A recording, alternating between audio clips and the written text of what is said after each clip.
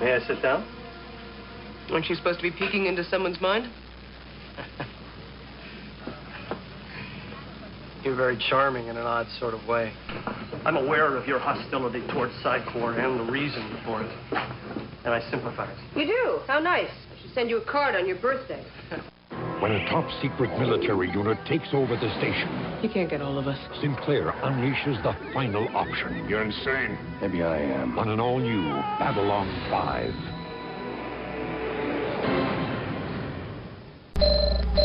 You have transmissions holding. Patch incoming signal. Full audio and video decode. Purple files accessed. What you are about to see has never been shown to anyone outside the Grey Council.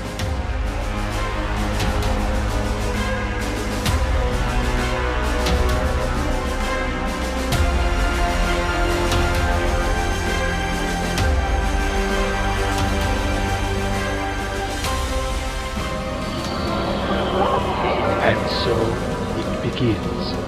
Hello, everyone out there in podcast land. Welcome to Grey 17, a Babylon 5 podcast, part of the Front Row Network and NPR Illinois Community Voices. We are here today to talk about Season 1's episode, Eyes. I am Scott, and with me as always is... Emily. Justin. Andrew. John. Jessi. Mike. Kevin. And Blake. And guys, before we get started with Eyes, I want to first highlight a couple of things. First and foremost, thank you to everyone who has been subscribing to us and following us and liking us and whatever your podcast app or YouTube as you do, because we've got a lot of new people listening to this than we did even a few weeks ago. So we want to really thank you all for that. The one thing I will say is we're still kind of slacking off a little bit on the reviews. We are definitely slacking off on the reviews. Right now, I'm looking at this, and honestly, I usually read reviews from Apple at the beginning of the show. Got no new reviews to read as of this week. So we won't be reading any reviews. So if you want your review read, you got to make one. We really appreciate any kind of reviews you put out there. Audible, Spotify, whatever. But the one that really helps the algorithm, we'll be honest here, is Apple. So even if you don't listen to us on Apple, take a few moments, head over to Apple, hit the review button, and give us a review. Tell us how much you hate John and how much you love everybody else. And that will get read, usually, on the show. If you can go one step farther than reviewing and liking and subscribing, we do have our Patreon. Our Patreon right now has quite a bit of people in it. We're really excited and kind of flabbergasted by how many of you feel like you want to support this thing, but we really do appreciate it. We have several different tiers that you can pick from. Starting with You Got Koshed at $3, where you can get behind the scenes information. I've been putting up outtake audio from each of these episodes, and my goodness, there's a lot of outtakes, but also our hosts have been posting their show notes. So especially Emily, Nicole, Kevin have been posting a lot of notes that they've been taking on their little notepads because they still use pen and paper. It's cute. Then you also have, I'm getting flipped off by people for the audio podcast. You can't see that. Then we also have Team Ivanova, which is $6 tier. And for those folks, you can do a live Q&A with us once a month. So we will actually have all the hosts together, and then you can join us on a Zoom and just chat about whatever you want to chat about. Ask us questions, get our feedback on sci-fi shows that Jessi hasn't watched. I mean, whatever you want to do, you can do. After that, we have Team Probed. And with that, you can probe the show. With Team Probed, you can go ahead and send us in a voicemail that will either be your comment or question, whatever, and we will play that on the show, on the actual podcast, so everyone can hear your comment or question, and then we will discuss it. And if it's a spoiler comment, we'll only throw it in Beyond the Rim. If it's a non-spoiler, we'll toss it out to the rest of our hosts. And then that is $12 a month. Finally, we have the Grey Council. For $20 a month, you can be a credited producer of the show, and you are the ones who absolutely are making this thing continue to grow. So I want to take a moment to thank our producers for your producing of the show, and it's going to help us continue to grow this thing. Technologically wise, we're going to have some exciting new things going on behind the scenes that we can utilize these funds for. And we also are going to be using it to potentially get on the road here come next summer. So that's really helpful. And it's thanks to your generous donations that we can get to continue to do what it is that we do, which is to mock art. Thank you. And for only a cup of coffee a day, you too can help us feed a starving Justin. Haha. I got the metabolism of Captain America. No, that's how that works. I can say this, Justin, because I've said it about myself. The one time I dressed up like Cap let himself go.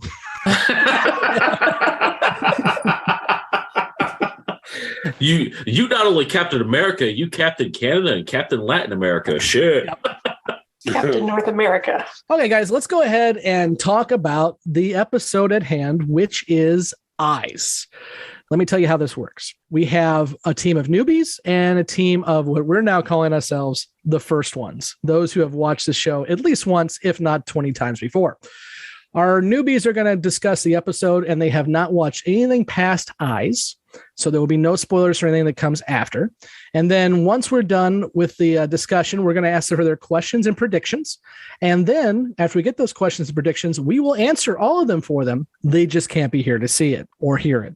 So we will go ahead and jettison them out the airlock and go into Beyond the Rim, where our first ones will answer their questions and predictions, and also talk about anything else that came up in the episode that maybe our newbies missed.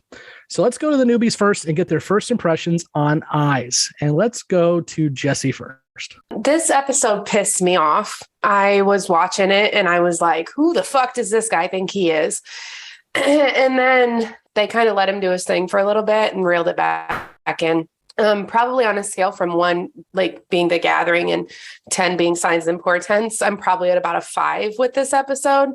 I didn't hate it. I didn't love it. It did draw some emotion out because we got to really see Ivanova, and her past came back to the forefront again. And I felt much more sorry for her this time than I did the first time I heard the story about her mom. So that shows me how I guess far I've come with her character development and like my feelings towards her, because I actually like really felt sorry for her in this episode. But she held her own too, and she was strong, and she was the Ivanova that we know she can be. And I knew she could be the whole time. They just weren't allowing her to do that. So it was again, some more character development with this episode. And I loved the freaking Kawasaki Ninja. Like, that was my favorite part of the whole episode, where they took off riding down the hallway. I was like, that was the perfect ending to this. So I didn't hate it. There's nothing like Lanier doing his little arms outstretched and going, wee. Andrew, how about you? First impressions. Yeah, I also really like this episode. I really like that we got a little bit more insight into Sinclair's mysterious past with the Minbari. This episode also really made me fall in love with Lanier. Like, I think he might now be my new favorite character. Bill Mooney, are you listening? We like you. You should message me because I'm stalking you on Facebook. I am. Emily, first impressions. Jeffrey Combs was in it, so of course it was fantastic. See, we have the first Star Trek fan. I knew somebody was going to drop the Jeff Combs. Thank you, Emily. Go ahead. Absolutely. Okay, but a little quick side tangent. I recognized him by his voice, not his face. You put him in alien makeup, I can recognize him immediately. I see his actual face, confused as hell. I'm like, I know the voice, but the face doesn't feel right. So you haven't watched Reanimator, is what you're telling me. Okay. That'd be a no. I have no idea what you're talking about. Tis the season. It is. Tis the season for Reanimator. I like the episode. I did. And I want to know who was doing the casting, but because they do an amazing job at picking the perfect actor to be the raging wanker. Like, just the word, like, you just see him and you're like, oh, we have another smarmy asshole on board. Yay. Well, so you weren't a fan of Ari Benzane? Oh, just super fan. He was fantastic. Loved him. He was great. Throw him out the airlock. That's fine. But yeah, I did like this episode. I thought it was good. Since Emily broke the Jeffrey Combs seal, for those who know Jeffrey Combs, I need to know from everybody here, who's your favorite Jeffrey Combs character? Emily? Andorian. Shran. I hate Enterprise, but I love him as Shran. Every time Shran shows up in Enterprise gets a lot better. I agree. Jessi doesn't know what we're talking about. John, I don't think you know what we're talking about. Justin, do you know what we're talking about? I love the Shran character, so that's my vote. Andrew, you've only watched the original series, so you're out. Although I wouldn't doubt if Jeffrey Combs popped up in the original series. He's been around for everything else. Mike? He is the voice of Ratchet in several of the newer Transformers cartoons. Deep cut. So Yeah. Kevin. Shran. Blake. I must say, as much as I like some is DS9 roles, but Agamus from Lower Decks. Oh, yeah. The Psycho Computer. As Agamus in Lower Decks, the 2 episodes he's been in, which is that kind of psychotic, that he's just funny and good in that. And now we know that he's going to be around more because he has a new partner in crime, if anyone's seen the newest Lower Decks. So good. I would say Wayoon. I don't know which number, but I like my Wayoons. I think he just made Deep Space Nine. Brunt as well, too, but Wayoon is definitely my Jeffrey Combs of choice. Okay. I found a fascinating fact when I was looking through his IMDb page, because he also did the voice of the Chief in the 2013 Doom Patrol animated, which I didn't actually know existed, but the Doom Patrol live action series is one of my favorite shows. But he also did the voice in that same animated series of somebody called Mr. Morden. Oh, not the Mr. Morden, but No, a Mr. Morden. it's a completely different character, but I still thought it was a really reference. funny coincidence. It has. He also did the question on Justice League, and I thought he was really good in that too. I can see that. Yep. Another really good Jeffrey Combs moment is in Frighteners when he plays the crazy FBI agent. If anyone's ever watched Frighteners, oh my God, he steals that movie and then takes it and steals it one more time just for fun. Yep. I mean, he's a great actor. And he was in the 4400, which started off as an amazing TV series and just crashed in a giant ball of flames that killed an orphanage. But Jesus. Bad. That bad, huh? So more so than Lost, but maybe not quite. I don't know if anything will top. That's another discussion. Anyway. That's another podcast. Listen, okay. How dare you? Lost is trash. Lost is trash. After the first season, Lost is trash. Oh, we're going to be friends, Mike. I was going to say second. I'll give it the second season. Yeah, I can see that. Basically, when the dad and kid leave, that's when the show just like falls apart because no. The kid's important to the show until he's not. If I'll give you this, it drops off in the third season because of the writer's strike, and then they didn't have. They're like, oh well, we don't really know when we're going to end this yet. And then once they got the commitment from ABC, it gets way better. Yeah. All right. So Justin, first impressions on Eyes, not Lost. Right.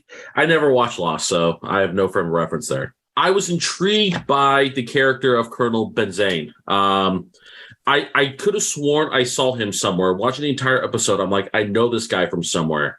And Scott, I think you would appreciate this. I did a little bit of digging, and honestly, he reminds me of Fritz Weaver from Twilight Zone, like his role as the Chancellor in The Obsolete Man. The Obsolete Man is one of, if not my favorite episodes of the Twilight. It's one of my favorites too, but I'm like, I know this character from somewhere. And then that's when I made that connection. I was like, it's the same kind of like over embellished character that was like caught my eye the entire time he was on screen, even though he was a gigantic wanker, as you know, Emily quite wonderfully put it. He still caught my attention a lot of the time that he was on there. And honestly, I give this episode really a good 7 out of 10. Not my favorite episode, but not by any means the worst episode. But honestly, I love how Ivanova just whipped ass and took names during this entire episode. Like her fight scene in the casino was one of my favorite things to watch during this entire episode. I can see why everybody loves her. I'm starting to really jump on the Ivanova bandwagon. And John, first impressions. I feel like he said that last line and then you deliberately called on me next. Well, you're the only one left because Nicole is out because she decided to have a vacation. So you're up. I will agree with Jessi with I didn't love it. I didn't hate it. There were parts about it that I did enjoy. A lot of it that I didn't. I mean, the villain seemed just way over the top for me. Like, look, I'm down for a villain, I'm down for whatever. But when you show up and you already got the classic bad guy scar, he was a German accent away from being too much of a caricature. So that really kind of took it away from me. But there were some things that I liked about it that I guess I'll save when we get into. But I will say, so I'm not pro Ivanova just yet, but bits and pieces of her, which I've said before that I've enjoyed. So, you know, her backstory, if they keep fleshing it out with her mom, I think that could be a good dynamic. But I will also agree with Andrew. Lanier, he's climbing up my rankings, though, I will say. He's not Londo level yet, but he's getting close. Which, by the way, also, here's another knock on this episode. No Londo. So it can't be that good. I will say, and you guys are starting to recognize it more, the side characters and the co-stars in this show are freaking amazing. You've got Lanier, who we will see much more of. No spoilers. It's just we will see much more of him. You've got Veer. You've got Natoth. You've got Lou Welch, the hero that we need and the hero that we deserve, Lou Welch. You've got a whole bunch of just side characters who really make this show go, and I love it. Okay, let's go to our long-termers to see if they have anything they want to add first impression-wise, and we'll go to Kevin first. I think the guest stars really make this episode. I mean, this is one that's very Garibaldi heavy, and there's only 4 regular cast members in this one, so you've got a couple of heavy hitters with the guest stars making up the difference with not a lot of series regulars in this one. I really think that this one sums up the first season quite well. It was very late in the production order. In fact, it was the last in the production order, so it really takes the entire season and kind of sums it up and goes over all of the major events. I do think that Gregory Paul Martin does a good job as Ari Benzane, but Jeffrey Combs is always a top guest star when he's in. So, Mike, anything else you want to add? This is probably one of my favorite episodes that we've watched so far. I'm a sucker for a really good villain, somebody who is evil to the point of almost be likable and who has a lot of charisma, or I think I wrote in my note gravitas 5 times with this guy, because he's just, as Emily and others have pointed out, so over the top. It's almost a fault of the casting in this show, because I feel like every guest kind of bad guy villain comes in and is super over the top, and it's like they pulled them off Broadway, because they have this very operatic ringmastery quality to their voice, but at the same time he's good. He's really good, and you hate him and you like him kind of for being such a bastard all at the same time. Likewise, Jeffrey Combs is always amazing. I really appreciated how good of an actor he is, and how you almost how sympathetic you really almost were to him in this episode. And overall, even though Bester is so, back to my original point of really liking villains, I love Bester. He's not in this episode, but I feel like this is an extension of a Bester episode, because kind of amazingly in this show, even though he's not in it, they called back about 1 million things from previous episodes in this season, including Bester. And this is an extension on that plot of, I'm going to get you back for doing me dirty back in the earlier episode. So yeah, I mean, I think it was a great plot. The B plot was cute. I also really was taken with Lanier in this one and his interaction with Garibaldi. There you go. Okay, Blake, go ahead. So this is probably one of my favorite episodes from season 1. And I think going back to what a lot of our newbies have been asking through several episodes was there ever going to be consequences for any of the things that have happened or any of the things that Sinclair has done? For once, you're getting an answer that's not beyond the rim. It's this episode. This is where we start to see those consequences come into play from a lot of those earlier pieces throughout the season that really led into this so-called investigation. And you see the resentment towards Sinclair as being picked as the commander for Babylon 5, and how that's played out with, Benzane, who's absolutely batshit, and then having Jeffrey Combs, played the character of Harriman Gray really well. As also, I think he's a great supporting actor in most of what he's in, but I think it was really strong in this episode. I'm glad you brought up the whole continuity and stuff coming back to haunt Sinclair, because a lot of you guys have asked this a lot in your questions and predictions is, will Sinclair have to pay for this? Will Sinclair have to deal with this? Will. Well, yeah, he did when we finally got it. And back in the day on the Usenets, JMS, who gets a little testy sometimes, as I can speak from experience on, he said, by the way, about the time we were delivering eyes, somebody on one of the nets was going on about how B5 continuity stinks. I'll bet we never hear about Deathwalker again, or the strike, or the Vorlons killing Deathwalker, or Rugesh 3. And seeing what was at the moment on my TV, I wanted to reach through the computer monitor, roll up my forefinger, and plink that person right upside the nose. Unfortunately, I have not yet found a modem program that supports this feature, but they are promising something for the fall. Justin, what do you got? I really think that that's a really good point that Blake made about that, because the whole scene when he's talking to the was it the Admiral or the Earth Alliance High Command, they hung him out to dry, and they said that, well, yeah, you know what? Sorry, but we kind of have to do this. I can't get involved because we have to wait for the president's trade policy to pass through, and if you cause a lot of stink, that might actually hurt him. And so, you know what? Best of luck to you, Jeff, but you're kind of on your own. And that was kind of really shitty for Earth Alliance to kind of do to him, knowing that they knew that this guy had a personal vendetta against him because they said he was one of the top 10 commanders to take over Babylon 5 and didn't get it. So like, yeah, we know this guy has a personal vendetta, but you know what? That's a you problem, not an us problem, and best of luck. And to me, that just gives a whole lot of more kind of clearance onto how shitty the Earth Alliance system is. Kevin. Yeah, I think it's pretty clear that not only is, Bester kind of the Phantom Menace for this entire season. I see what you did there. But, Psychor is going to be, a continuing plot point, and I'll just leave it there as far as, my comment towards that. But, this episode is definitely one of my favorites from the first season. I think the fact that you're seeing the major consequences of the decisions that Sinclair makes throughout the season on several different incidents come back and be questioned by someone who has a gripe against him. It's a fairly common trope, in science fiction and other media about a command level review. Lots of other places have done it, but they do it to a lot of effect here. And I think it's important that we see how well JMS weaves the entire season together in this episode. Mm-hmm. And, that did come up as well, too. The whole kind of, this is a trope that's been done before. And actually people were pointing out that it's very close to TNG, the Next Generation's The Drumhead.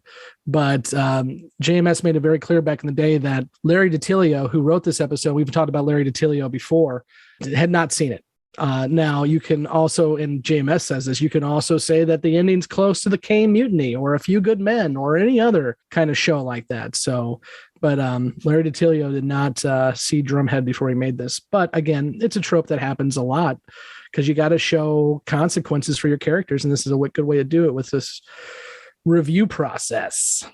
I also, since you mentioned the Psychor, Kevin, another thing that our newbies here have brought up a lot is this person a part of the Psychor and so forth and so on. Now we see another person part of the Psychor, Mr. Gray, and he is wearing the Psychor uniform. So I think we're starting to see that if you're Psychor, you're usually going to be wearing that uniform. So, and by the way, Mr. Gray was a P10 for those playing the home game. P10.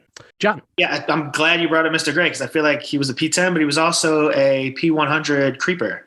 And I feel like they try to make his story like sympathetic with oh man, I really wanted to, basically be you, Ivanova, but also now I want to be in you, Ivanova, because my man just would not leave her alone. And I thought, dude, like she has given you super like no consent here. Do not read my mind. And he's like, oh, what are you doing? She's like, not hanging out with you. He's like, cool, I'm going to keep hanging out with you. And he's like, oh, what are you doing? And he's like, again, not hanging out with you. And he's like, well, I'm going to read your mind just a little bit. She's like, hey, I said don't do that. So I was not a huge fan of that guy either. And I knew, but you could already tell, again, this is why this is one of the parts that soured me on the episode was the over-the-top villain.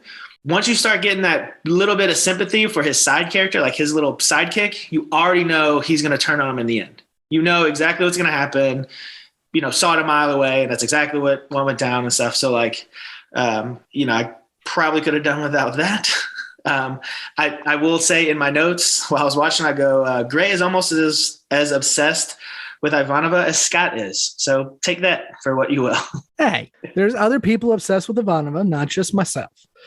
Emily, what do you got? So when we first saw the villain of the piece, I actually thought he was with Home Guard. So finding out he was actually like Earth Force, I was like, ooh. Because I know we had talked a while back about Home Guard having connections higher up in Earth Force. And I feel like his character just reconfirmed that for me, that there is really something weird going on up there, especially with the use of the Psychor. But I seriously thought he was like the new space fascist for the episode.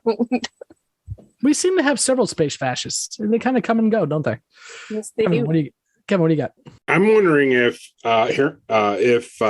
Colonel Ben Zane kept that scar intentionally. I think it's like another piece of his puzzle. He's in the 23rd century. He's got 3 centuries up on medical technology. Sorry, 2 medical technology. And he's just keeping a scar. I think he's wearing it like a medal, and I think it makes makes him more interesting character, but I think it's kind of ridiculous that he goes throughout this and is like at the end of the episode, pointing to it like it's his top medal.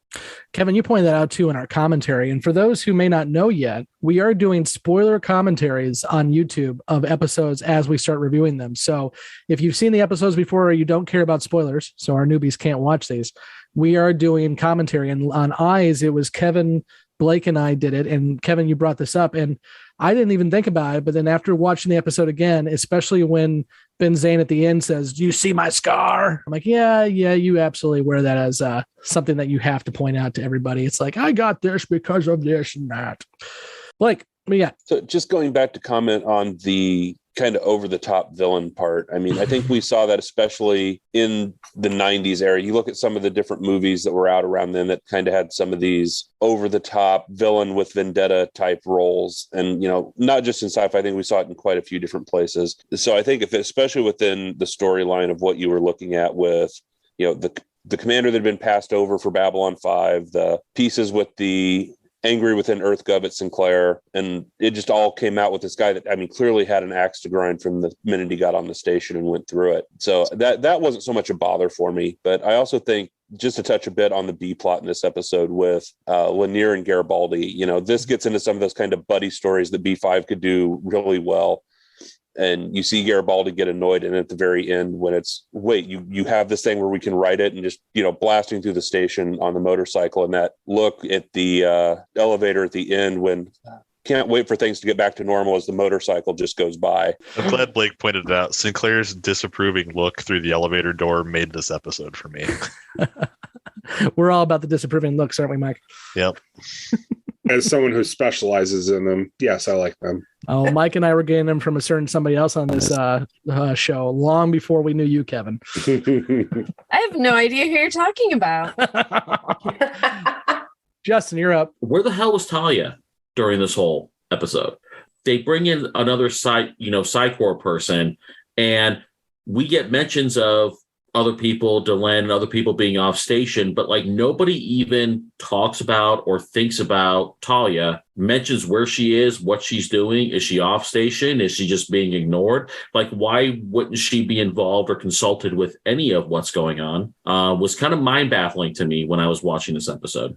Didn't Gray point out that Ivanova was thinking about Talia? Yeah, he did, but they don't make any mention of where she is. Yeah, there's nothing. I will say, meta-wise, most of the actors, from what I understand, were signed for 13 episode contracts per season. Partly because of budget, because this show is on a strict shoestring budget. So that's why Londo is gone for half the episodes. That's why Delenn's gone for half the episodes, and so forth and so on. I can understand that, but why wouldn't they at least have written something in for her? They have different divisions and different jobs. They've alluded to Talia having other connections and training in other divisions, but she's what they're terming a commercial telepath in this. Her job is to sit in on business deals. That's within the structure of the show. As a commercial telepath, she's doing business deals. That's why she was in that negotiation with Kosh and Vic or whatever his name was in that. So that's her job. So she's off doing these business deal pieces, not necessarily doing, these military type readings or investigation parts or being a psychop. So, as Scott pointed out, there's the piece in the episode where they were only signed to so many, but even their function within what their roles were within Psy-Corps wouldn't necessarily put Talia in this scenario. John. Okay. So they made a big point about you can scan military members, but not command staff. And obviously Ivanova made a big deal about you will not scan me, you will not do this. But, you don't just join the military and you're all of a sudden command staff. You have to work your way up. So I would have thought they all, Sinclair, Garibaldi, Ivanova, they all would have been scanned previously. So I'm curious how that wouldn't have come up before. Why is it an issue now? I think, and I don't think this is ever said in the show, but I'm just making an assumption here, and Kevin, Blake, and Mike tell me if I'm wrong. There is still a little bit of freedom in the Babylon 5 universe. And so even when we're doing the business transactions with Talia, when we're doing the Psy-Corps stuff, when the Psy-Cops show up, you still have to get permission to scan somebody. Sometimes we see people like Bester being an asshole and bypassing that, but you still have to get permission. So I don't think anyone's forced to have a scan if they don't want it. They were changing the regulations to basically force it, and that's what Sinclair was trying to work around. Is it was a change to the regulations, and it sounded like he was probably one of the ones who got that put in place so he could do this. Yeah, I think so. I think it was definitely moving in that direction. I thought the change was specifically for command staff. And so that if you were being interrogated, or I shouldn't say interrogated, but if investigated, like basically if you weren't command, what I got out of that, so the decade I spent in the Army, what I got out of this is if you're not an officer, if you're enlisted, like I was, you basically get done to you whatever they want to do to you, which I felt very comfortable with because I recognized that immediately from my time in the military.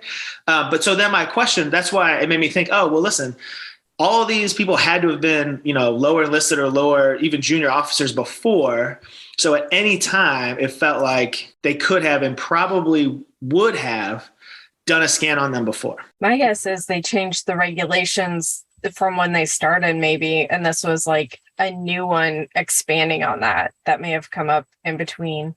I don't notice any difference in the episode with just being, a grunt in the military and command staff. I didn't catch any difference between whether one would get scanned and the other would not. Yeah, and I think the assumption is moving at least until here, and we're discussing the change in policy here, but up until this point, the policy has been that you have to get permission to be scanned unless, and we found this out because of Ivanova's mom a couple times now, unless you're another telepath. When you're another telepath, that permission goes out the window. Yeah, that's the point I was going to try to make is I think the whole existence of Psychor and the fact that when you're found to have telepathic ability, you are either lobotomized or conscripted into Psychor. That whole thing fundamentally screams to me that everybody is terrified of telepaths, and they only believe that they need to be silenced or controlled. Now, we now know through plot that Psychor has in fact turned things around because obviously they can do whatever the heck they want to do with their telepathic abilities and nobody can stop them once they've banded together as a military unit and been given authority, that they're actually pulling the strings. And so it makes total sense to me that while regulations used to prohibit Psychor from being able to abuse their powers and use them willy-nilly on whoever they want, that's starting to change now, and it's because Psychor is pulling the strings.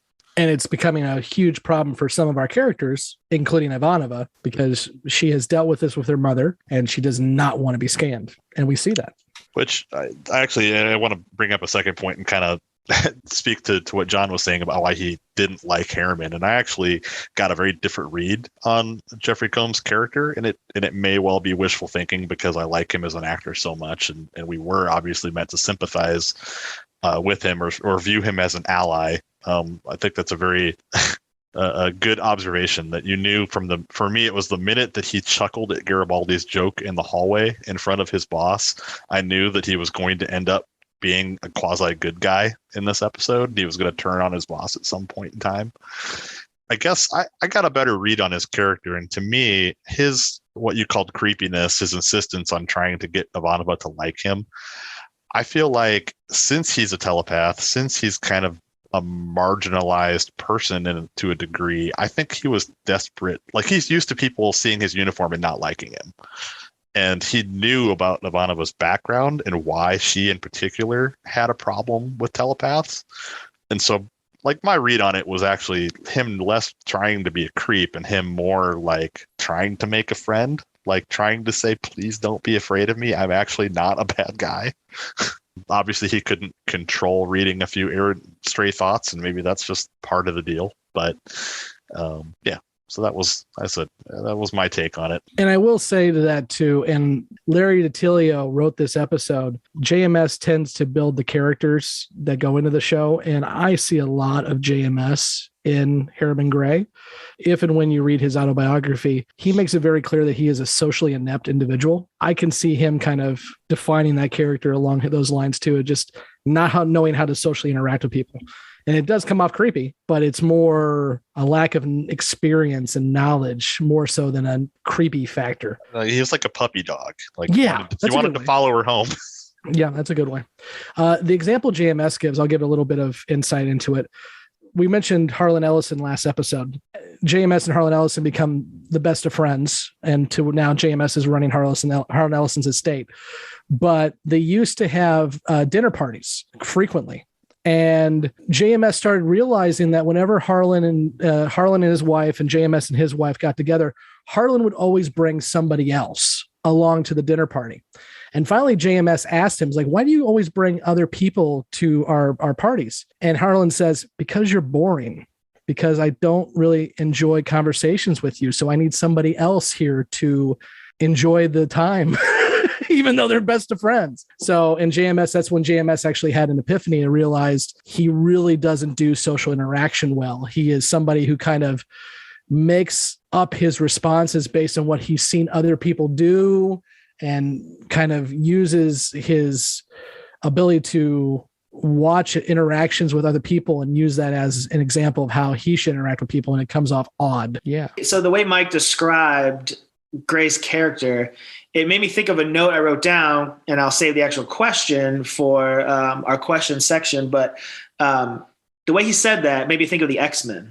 And so, because he had said, oh, my power when they manifested themselves. And I was like, oh, man, classic X-Men, outsider, got powers, nobody likes me. Like the way he was just describing, like everyone looks at me, sees my uniform, and immediately either fears me or hates me or whatever. I was like, classic X-Men. It's funny that not literally the way you described it just kind of flipped my whole view of this, because I love the X-Men. So I've been reading the X-Men since, Claremont's run, Jim Lee's run back around this same time period.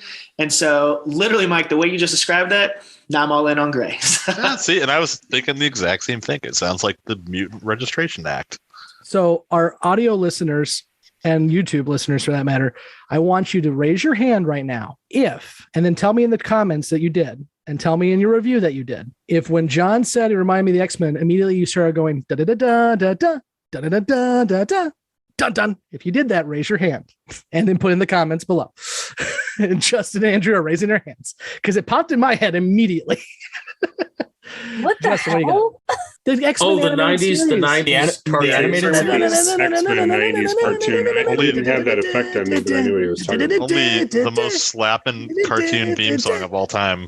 Batman the animated series, though. It's coming back. X-Men 97, Disney Plus, fall of 2023, and they have confirmed they're using the original soundtrack. Right. There's too much right now. I'm overstimulated. I apologize for asking questions. Justin, go. Okay, so C-plot, right? Mars is in a state of rebellion. That sounds like that sounds like an over-the-counter drug you need to get when you have an itch. I need a C-plot. Yeah, I need a C-plot.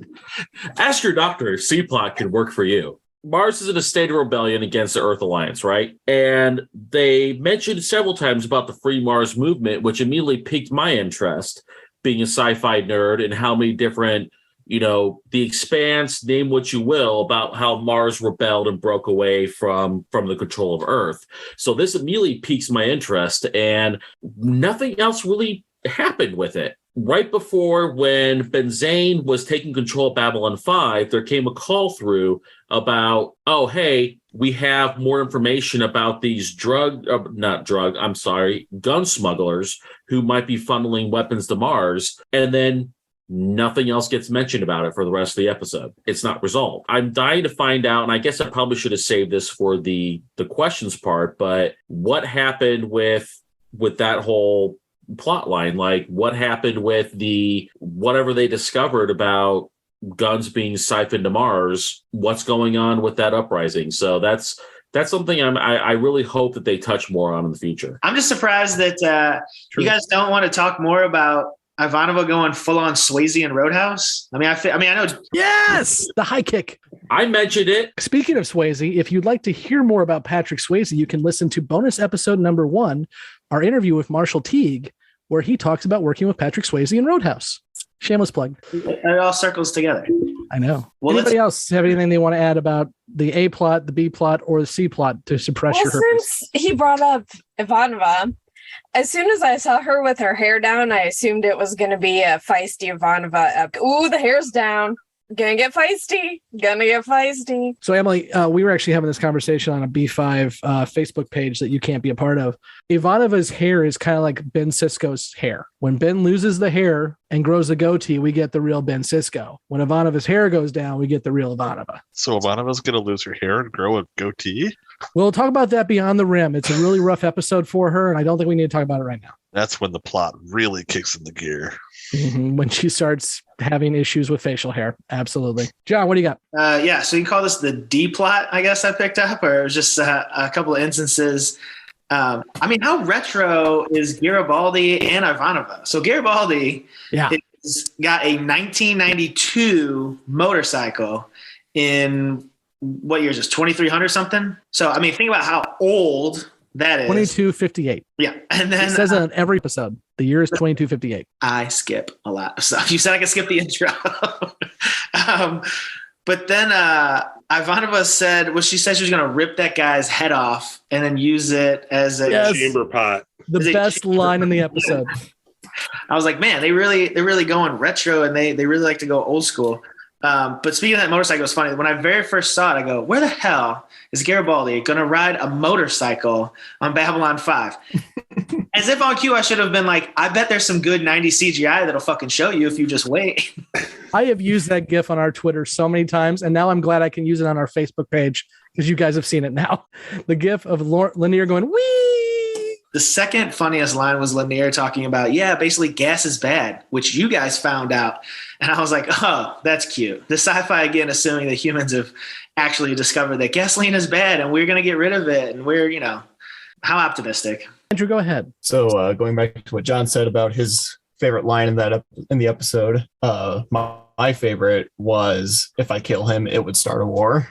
That is a good reason not to kill people. I thought you were going to say your favorite is that motorcycles are known for sexual prowess. I thought, JMS ride motorcycles? Why are we trying to be a pro motorcycle crowd right now? Not to mention it's a crotch rocket, so it's not actually even really a motorcycle. Right. My first note of the episode was that whole motorcycle thing. Was that a sponsorship or? Kevin, you actually brought this up in the commentary. Go ahead. I did. So they basically just called a couple of motorcycle companies, and the first one to say yes was Kawasaki, and they didn't pay for it. And they said, hey, do you mind if we take it apart? And they're like, yeah, okay, fine, no problem. But it was one of the top performance bikes of its time. It actually was the bike that would go the fastest at 176 miles per hour or 283 kilometers per hour at the time. Took a couple of years for someone to overtake that. So I did pause when they had Ivanova's profile or file up. I don't know if anyone else tried to, pause to read it. This is what I got from it. I don't know if you read the books, Scott, you mentioned, I don't know if they give to specifics, but it seemed like she was 28 from St. Petersburg, born August 10th.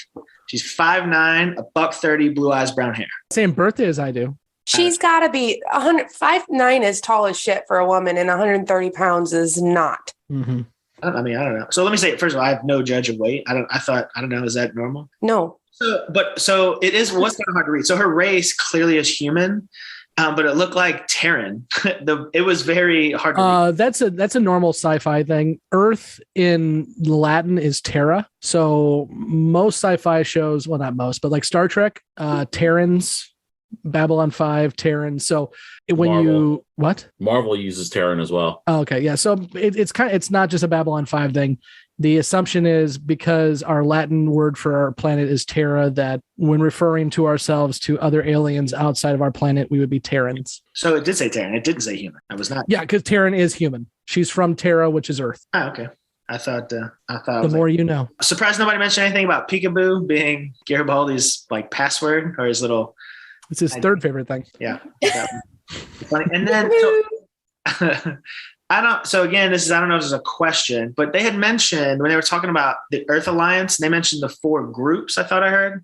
Have they already told us what the 4 groups are? No. I would say that the 2 big players are obviously Earth and Mars, which we already know. Proxima and Orion are the other big 2. Okay. Thank you. All right. Did we talk enough about Ivanova's mom being a telepath? It's been brought up before. Yeah. Because Ivanova did say that she got the sleeper drugs before. We just never saw it happen until now. Okay. But I just felt like that was a I mean, I thought that was a bigger part of the episode, or a bigger, like that whole dream sequence I thought was much more impactful than what we've kind of talked about today. The last thing before we get into questions, I thought it was an interesting camera choice when Sinclair was doing the interrogation. You know, they had done like the 2-shot, the cutaway, and then they're like right here up in his grill, and like he was definitely ready for his close-up. I don't know if that was going to be his Emmy reel shot, but I just thought it was a choice for sure. I did like the Orwellian, how you had the different sides of Sinclair's head behind him on the computer screens, like he had multiple cameras on him at that one point. I did like that choice. He was definitely. I just love the fact that entire end of the episode where the Colonel goes nuts is all on camera and so many angles. It's ridiculous. Like there's not going to be any arguing, you know, who was in the right and who was in the wrong in that room. I will say I'm intrigued that you guys haven't brought up at all, because our friends over at Babylon 5 for the first time laughed this up like no other. When Harriman Gray ends the episode by just going, Colonel Payne. So one, I don't want to continue either one to shit on episodes. I was just going to leave that in my general way over the top. I mean, this dude goes so crazy. He pulls a gun as if he thinks that's going to like, yeah, this will work. Because now basically, I mean, what choice is it? Now he's got to kill all 3 of them. All 4, really, because he's got to kill the telepath too and destroy the tapes. Like, you know, this guy just off his rocker. You know, they make mention of mental health, and it seems like he probably won't go to jail so much as, you know, he might have PTSD or he clearly needs to get help. And so, you know, so that was interesting. Kevin, what'd you have? I don't understand the hate on that particular part of that scene. I mean, he's a P10. He can probably pretty easily cause a little bit of pain on somebody just to have them momentarily stunned. I don't understand the hate on that. I really don't. Well, and that's what JMS described it as on the Usenet. He said, because I guess somebody asked, and he said, literally, Gray went into Ari Ben Zane's head and clicked the pain button. That's what he did. He turned on his pain receptors. I think the Babylon 5 for the first time guys just love the delivery of Jeffrey Combs saying pain. But we can ask Jeff next week when he's on, because he'll be joining us for TKO. Okay, let's go ahead and move into questions and predictions. For those who are new to us, the newbies are going to give us their questions about what may have come up in the episode that they don't have answers for yet, and then their predictions of what will happen next. And then we will jettison out the airlock, and Kevin, Mike, Blake, and I will go beyond the rim and answer those questions and predictions and annoy the crap out of them because they can't listen and get the answers to their questions for at least 2 years. Andrew, we'll go with you first. Questions, predictions. I think I kind of had my questions and predictions earlier. Was Psychor meaning to take over Babylon 5 from the beginning? All right, Emily, questions, predictions. Does Ivanova have some level of psychic ability, and that's why she is so incredibly resistant to being scanned, especially with the dream where she like turns into her mother? I was wondering if she does have some slight ability and has been trying to keep it hidden, and if she got scanned, they would figure that out. Good question. Justin, what do you got? I totally think Benzane is probably Home Guard. And I think Home Guard and Psychor are in league together in some way, that I think will probably be revealed later on in said uber major conflict that I've alluded to in previous episodes that I think is coming, that Home Guard and Psychor kind of unite together to overthrow the Earth government or something like that and cause a major conflict. And I think that the Mars storyline is one that I'll be hopefully paying a lot of attention to. I want to see where that goes, and I think that's going to have a lot of hopefully implications going forward with the rebellion on Mars and what ends up happening with that. Okay, John, questions, predictions. Similar, I've asked a couple of questions, but I do have a few remaining questions. So one that I had talked about earlier with the telepaths. So, when I said X-Men, and it was talking about how they manifest. So I'm curious to know how they manifest. Like, how does a person know they're telepathic? Does it happen at a certain age?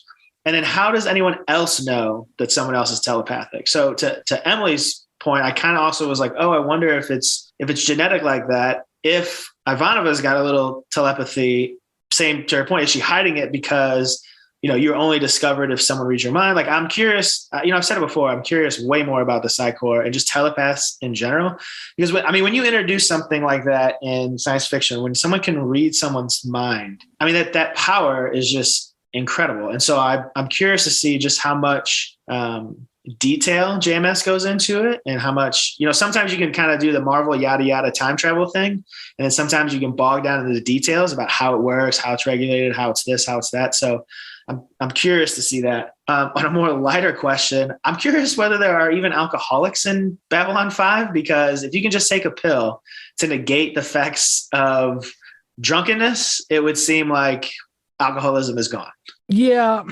To the last point, we can get into a very long conversation about addiction, but I would say that alcoholism isn't only about getting drunk. It's about the addiction itself. So even if you can get rid of the consequences of it, doesn't mean that alcoholism goes away. But I hear what you're saying. Jessi. What was their initial plan to go in and do the investigation? Because when you first saw them, you see them at first, and they're talking about who's going to be involved in this whole thing. And they're like, oh, we're going to bring Ivanova into it. And somebody said, no, and Ari said, no, she's going to be part of it. So what was the bigger plan? We see what it turned into. Like, we saw that it turned into a witch for some Sinclair, but what were they initially going there for? Did we ever get that? Because it seemed like it wasn't what they were going there for initially. No, he was going there two reasons. One, we know that the senator was a Hidoshi, had said that you're going to have to pay for this down the road. There's going to be more. These folks have friends. So, and we also know that Bester had a part of it, even though Bester's not in this episode, he had a part in kind of pushing this. But I think really Ari Ben Zane's reason for doing it is because he wants command of Babylon 5. And he assumes that if he can get Sinclair off the station and removed, that he would inherently, because of his ego and because of his past, being on the list, that he would get the job. So what was the point of either including Ivanova or not? I don't think it was ever directed at Ivanova. I think it was directed at the command staff, and Ivanova was the one we saw with the biggest issue because she's always had an issue with telepaths. I think if Garibaldi was the character who had issues with telepaths, I think Garibaldi would be the one we'd hear from more in this episode for the same reason. Does that make sense? Yeah. My other question was, why was she thinking about Talia? Because that was the first thing that Gray had mentioned was, Talia. So clearly Talia is a part of Ivanova's brain, thus leading to my theory that eventually there will be something between the two of them. That's all. Is that all your predictions? Mm-hmm. Okay. Anything else that anybody missed prediction question wise? Okay. Yeah. We'll go, Jen. So to stay on the X-Men theme, that scene when Garibaldi goes to talk to the Colonel and talks to Gray, at first he makes it a point to put on those gloves. And so I thought, oh, maybe he's got like roguelike powers. Maybe the telepaths, if they touch someone, they can read someone. I don't know if that's true, because they also can just read someone's mind, without any physical contact, right? So Gray starts to read Ivanova's mind. So I don't know if it's like, in addition, I can do it just through my mind. I can also do it if I touch you. I don't know. Yeah, they covered that earlier in the season, that they wear the gloves because it's stronger reading if they do have physical contact. So you think they all just wear gloves all the time so they don't ever touch anybody? That's the intention. And we've seen that so far. Every telepath that we've seen has had their gloves. And the one time we saw the gloves come off was Lita Alexander back in The Gathering when she scanned Kosh, because she needed a deeper scan. It's got to make for an awkward love life, right? We know how telepaths make love. We were told this. Yep. In an awkward line reading back in Mind War. Remember? Do you know how telepaths make love, Commander? When he became. Yeah, and then Ironheart became all that he was going to become. Okay, on that note, we will go ahead and end it here for our newbies. For those of you who haven't watched past Eyes, this is where you should skedaddle. We're going to have our credits run, and then we will go ahead and come back with Beyond the Rim, and that will be full of spoilers. Until next time, I am Scott, and with me has been Emily, Justin, Andrew, John, Jessi. Mike, Kevin, and Blake. And don't forget to like, subscribe, follow, review, give us stars, whatever possible. Thank you. And we didn't do a cool goodbye that time. Kind of bummed. I know, because the last episode we had a cool goodbye, didn't we? It was dope. I liked it a lot. Thank you for listening to Grey 17, a Babylon 5 podcast. You can find all the places to listen to this podcast and links to our social media accounts at anchor.fm/Grey17podcast. We want to hear from you, so please join the discussion on Facebook and Twitter. Be sure to subscribe and leave a review.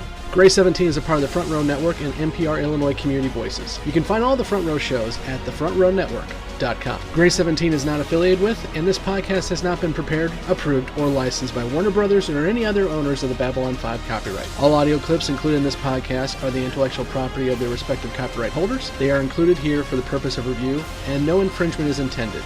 The opening and closing Babylon 5 themes are available from Falling Matter on YouTube. And what's out there? The rim,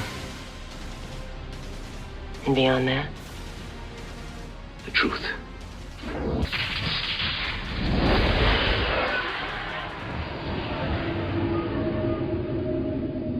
Welcome back to Beyond the Rim. We are going to now talk about all of the questions and predictions that our newbies made. So, one more time, if you have not watched Babylon 5 Past Eyes, you really should go ahead and leave now, because we're going to be discussing a lot of what happens afterwards.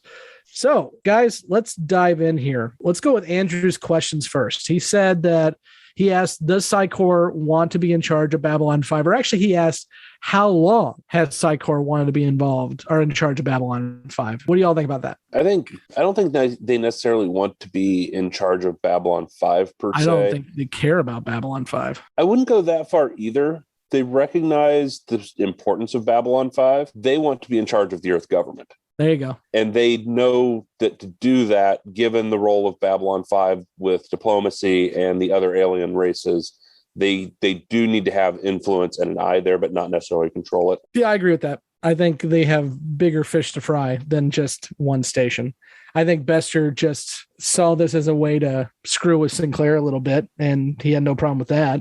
But that's about it. It raises this question to me again about how important do different people think that Babylon 5 is? Like, I really question whether, we keep hearing Londo make references to his job. He thinks his job is a joke. And it makes me wonder how much stock Earth puts into to Babylon 5. It was obviously not a cheap project, especially since they did it 5 times. But at the same time, I also get a sense, like you pointed out, that maybe it's kind of out there and they don't necessarily care that much about what it's doing, as long as it's keeping alien ships from incinerating Washington. Yeah, obviously it's important to our newbies because they're being told this is where the story is. But yeah, I agree. I think at this point, even the reporter who came on several episodes ago said most people just figured this place was going to blow up. So the fact that it's been around for 2 years is pretty impressive. Next one is Justin's questions, at least a couple of his. So what happened with the possible smuggling of arms to Mars? This is funny to me because Justin has been so perceptive about where his predictions think the show is going. And I got the sense that he thought this arm smuggling plot was like a pick up and drop thing. And it's like that he didn't fathom that it was going to continue.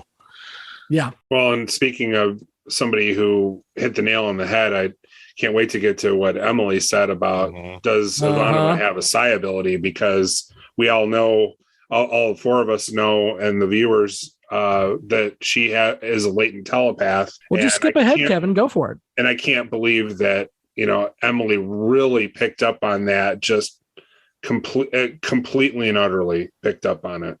I'm glad this is an audio podcast so everyone can see how terrible I am at having a poker face when Emily says that kind of stuff. I'm just like, oh, maybe. I don't know. Yeah, there was even a line that Harriman says that kind of points it out. It's like, he starts to say it and gets interrupted, but he's starting to explain, most people can't tell when they're being scanned.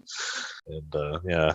Well, and then that goes right into Jessi's question about Ivanova talking about Talia and the fact that she was thinking about her when Harriman Gray had had a passing scan, and then her prediction that they're going to end up having something between them, and they certainly would have if Andrea Thompson hadn't left the show. But she admits later on in the show that she was in love with Talia.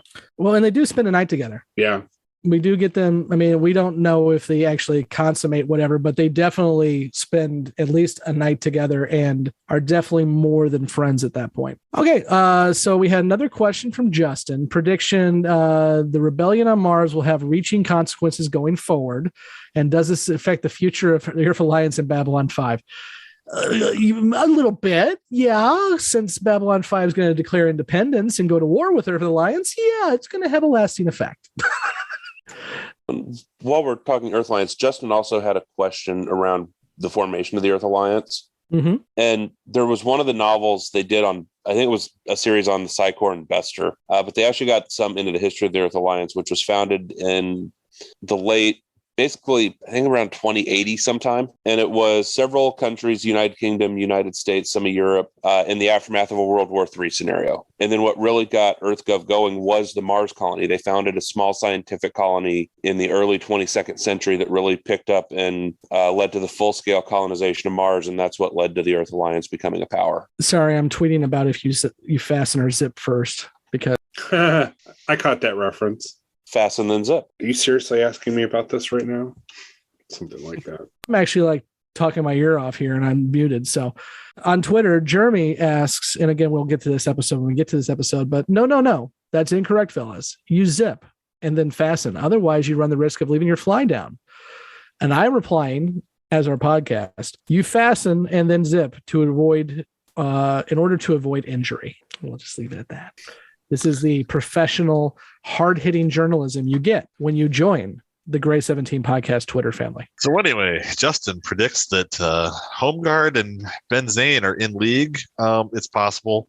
He seems the type, but yeah. He's clearly in league with the Psychor, and the Psychor is clearly in league with Homeguard, but he's not guaranteed to know that Psychor is involved with Homeguard. I mean, I wouldn't even... Oh, go ahead, Mike. I'll say, if nothing else, he's being used as a puppet by Psychor to get back at Sinclair, and I think that's about the only thread you can pull. Yeah, I think there are one of the things that the newbies haven't experienced yet, and so they just don't understand it yet, is Homeguard and Earth Alliance. Even being a part of Earth Alliance does not make you Homeguard right away. Mm-hmm. And vice versa. And we'll actually see that. Like Lockley will get asked in season 5, what side of the war were you on? And she says, I was on the side of Earth, whatever that may mean. So I think our guys are assuming that every big bad is Homeguard, whereas that doesn't have to be the case. Now, that being said, I could definitely see Ben Zane wearing a black night watch thing. But I mean, that's all I'm saying is I think there's a propensity to say, oh, anybody that's a giant D-bag in this show is going to be part of Homeguard because they're the biggest D-bags that we know of so far. Yeah, and they're going to continue to be the biggest D-bags for quite some time. We haven't even gotten started with Night Watch yet. So yeah, it's like he seems the type, but we don't know in any way, shape, or form that that's true. He might just be an independent jerk. Yeah. And I would also go as far to mention that Psychor is not Homeguard. Psychor is using Homeguard to its advantage, much like Psychor is using Earth Alliance and using Earth Force. They're using everybody. It doesn't matter. They're all pawns in Psychor's game. Whoever they can use to move ahead is what they're going to do. What Psychor doesn't realize yet is that they are a pawn in the Shadows game. So that's the way it is. Yep. So we got John's questions next. How does psi ability manifest? I imagine one day you can read somebody's thoughts. I don't. Yeah, and it does usually happen at a young age. We know that like Bester manifested from a very young age, and the whole story of Bester is not done here in the shows, but is done in the Telepath War books. And actually, Bester is the child of 2 rebels who were trying to go against Psychor. And then when his parents were killed, he was brought up by his grandfather, who happened to be the head of Psychor, and became a Psychor person. But then like we'll get like next season, we'll get the commercial, the Psychor commercial with the subliminal messaging, and the kid is like, I get picked on in school and I don't know why. And then the psych cop shows up and says, you may be a latent telepath, Timmy. And if you join the Psy Corps, we'll pay for everything for life. Hey. So I think it's definitely at a young age for sure.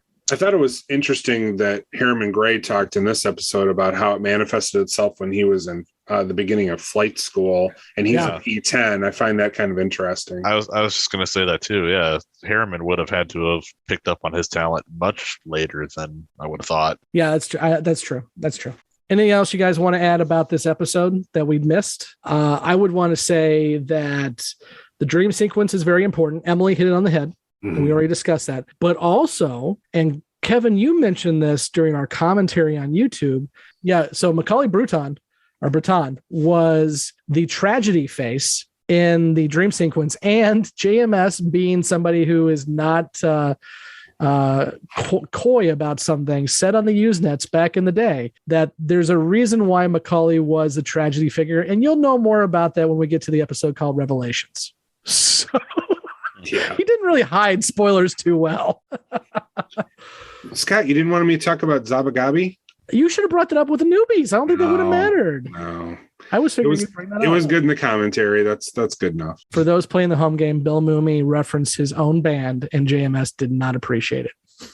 But you can learn more about that by going to YouTube and checking out our commentary for eyes. And by the way, when you check us out on YouTube, hit that notify button, that little bell icon, because that way you'll know when we go live, when we start talking about other commentaries. Blake, what do you got? I just wanted to comment, and I know we've talked about it before with, the command list for Babylon 5, and it's going to come up in season 2 when Sheridan comes in.